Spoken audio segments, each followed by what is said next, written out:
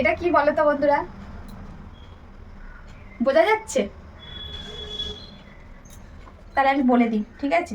এটা হচ্ছে ডুমুর। তো এই হচ্ছে ডুমুর।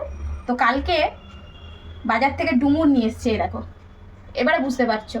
তো এটাকে এইভাবে কেটে আর এর ভিতরে যে দানাগুলো থাকে চামচের পিছন দিয়ে পরিষ্কার করে নিয়েছি। তো এতগুলো ডুমুর পরিষ্কার করতে সময়ও লেগেছে।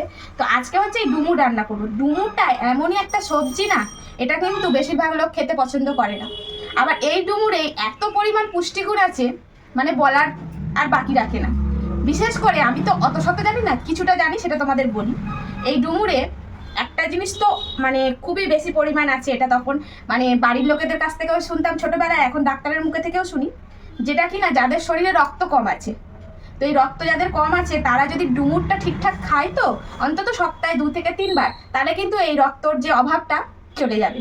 তো বুঝতেই পারছো ডুমুরটা কতটা মানে উপকার। তো আজকে রান্না করব সেই ডুমুর। তো এখানে ডুমুরগুলো একদম কেটে পরিষ্কার করে নিয়েছি, ভিতরের ডানাগুলো একদম ফেলে দিয়েছি। এরকম গোটা অবস্থায় কিনে আনা হয়েছিল, চেলা করে ভিতরে চামচ দিয়ে বলে দিলাম, পরিষ্কার করে ভালো করে জল দিয়ে একদম ধুয়ে ফেলেছি। তো আজকে করব এই ডুমুরের রেসিপি। আর ডুমুরটা বানাবো এই হচ্ছে চিংড়ি মাছ দিয়ে। তো চলো শুরু করে দিই। তো প্রথমেই আমি কিন্তু ডুমুরটা সিদ্ধ করে নেওয়ার জন্য ডুমুরটা এর মধ্যে দিয়ে দিলাম প্রেসারের মধ্যে।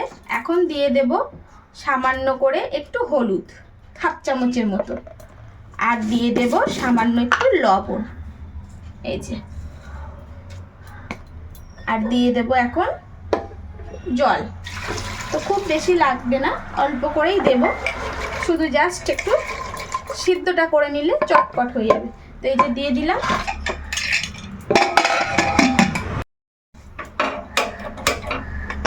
তো এখন এই ডুমুরটাকে আমি 2টো সিটি মেরে নেব। তো গ্যাসটা জেলে কড়াটা বসিয়ে দিচ্ছি, আর ওদিকে কিন্তু আমার এটা সিদ্ধ হয়ে গেছে, ডুমুরটা গরম হয়ে গেছে। এখন অল্প করে সরিষার তেল দেবো, খুব বেশি লাগবে না, যেহেতু এখন চিংড়ি মাছটা একটু ভেজে নেব।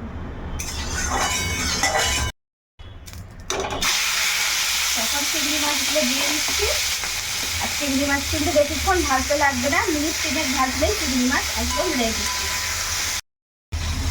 তো চিংড়ি মাছগুলো একদম ভাজা হয়ে গেছে, এখন এই যে চিংড়ি মাছগুলো ঢেলে ফেলবো। তো কড়াটা গরম, আবার ধুয়ে নিয়ে বসিয়ে দিয়েছি মাছ ভাজার পর, নাহলে না কড়াটা পুরো কালো হয়ে যায়। তো যাই হোক, এখন এইবার একটু তেল দিয়ে দিচ্ছি। তো এখন এই তেলের মধ্যে আলুগুলো ভাজবো। এই যে আলুগুলো একদম ডুমো ডুমো করে কেটে নিয়েছি, কিন্তু আলুগুলো খুব একটা বড় কাটিনি, দেখলে বুঝতে পারবে। তো এখানে আমি মাঝারি সাইজের 2টো আলুকে এরকম ছোট ছোট করে কেটেছি। তো এখন আলুগুলো এই তেলের মধ্যে একটু লাল লাল করে ভেজে নিই। তো আলুগুলো একদম ভেজে নিয়েছি লাল লাল করে। এখন এর মধ্যে দিয়ে দেব কুচিয়ে রাখা পেঁয়াজ। তো এই পেঁয়াজটাও এখন এই আলুর সঙ্গে বেশ ভালো করে ভেজে নেব। তো পেঁয়াজটাও ভেজে নিয়েছি, এখন দিয়ে দেব 1 চামচ আদা রসুনের পেস্ট। তো এটা আমি বেটে নিয়েছি শিলনোড়াতে, এগুলো সবাই জানো। দিয়ে বেশ খানিকক্ষণ কষিয়ে নিয়েছি, এখন কিন্তু দিয়ে দেবো একদম কুচিয়ে রাখা টমেটো।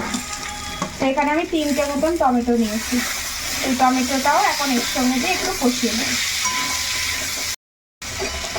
তো এখন এর মধ্যে টমেটোটা দিয়ে মিনিট 3 কষিয়ে নিয়েছি, এখন এর মধ্যে সমস্ত মশলাগুলো দিয়ে দেব। তো মশলার মধ্যে এখানে দেব 1 চামচ কাশ্মীরি লঙ্কার গুঁড়ো, 1 চামচ হলুদের গুঁড়ো, আর 1 চামচ ধনিয়ার গুঁড়ো। তো ধনিয়ার গুঁড়োটা একটু বেশি দিয়েছি, 1 চামচটা একদম উঁচু করে করে দিয়েছি। তো এখন এর মধ্যে দিয়ে দেব স্বাদ মতো লবণ।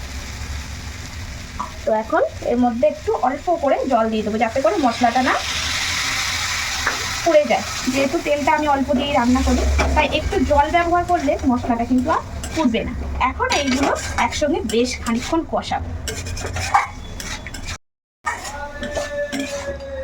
তো মশলা দিয়ে ভালো করে এখন কষিয়ে নিয়েছি, আর এখন কিন্তু এর মধ্যে দিয়ে দেবো সেই ডুমুরগুলো। তো ডুমুরগুলো দেখো একদম খুব সুন্দরভাবে গলে গেছে, 2টো মাত্র সিটি দিয়েছিলাম।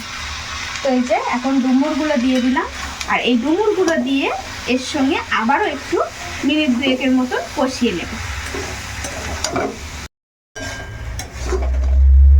তো ডুমুর আলু সমস্ত একসঙ্গে ভালো করে কষিয়ে নিয়েছি। তো এখন এর মধ্যে একটু সামান্য করে জল দিয়ে দেবো, একদম সামান্য, খুব বেশি দেব না।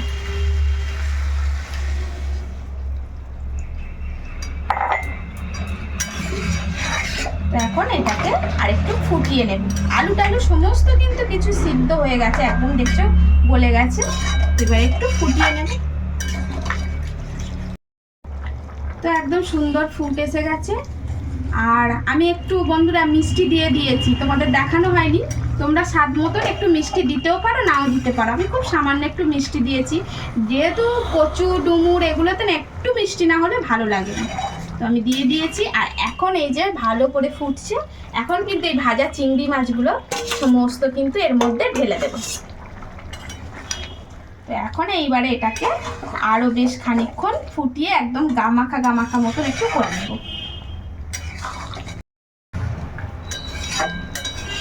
একদম রেসিপি কিন্তু একদম রেডি। তো মিনিট 5 মতন একদম ভালো করে ফুটিয়ে নিলাম চিংড়ি মাছ দিয়ে। আর এই যে এখন এই অবস্থায় নামিয়ে নিচ্ছি। আর একটু পরে না আরো একটু ঝোল কিন্তু টেনে নেবে, তো একদম শুকনো শুকিয়ে। তো বন্ধুরা একদম ডুমুরের রেসিপি রেডি চিংড়ি মাছ দিয়ে। আর এই রেসিপিটা আমাদের বাড়ির সবথেকে কে বেশি পছন্দ করে জানো বন্ধুরা? সবথেকে কিন্তু ছোটটা পছন্দ করে, মানে আমার ছেলে। আমার ছেলের এই রেসিপিটা দারুণ পছন্দের, প্রায় সময়ই বানাই। আর ওর কিন্তু এইটা হলে আজকে ওর 2 ভাত বেশিই লাগবে। আর আমরাও পছন্দ করি, কিন্তু সব থেকে পছন্দ আমার ছেলে। তো যাই হোক বন্ধুরা, কেমন হয়েছে প্লিজ কমেন্টের মাধ্যমে জানিও। ভালো লাগলে লাভ লাইক শেয়ার করতে কিন্তু তোমরা ভুলো না। তো নতুন নতুন রেসিপি দেখতে গেলে আমার এই পেজটাকে ফলো করতে হবে কিন্তু। সাথে আছে ইউটিউব চ্যানেল টুকুর আগা পাঁচতলা, সেটাতেও সাবস্ক্রাইব করো। তো আজকের মতন আসি, দেখা হচ্ছে নতুন কোনো ভিডিওতে। সবাই ভালো থেকো, সুস্থ থেকো, সাবধানে থেকো।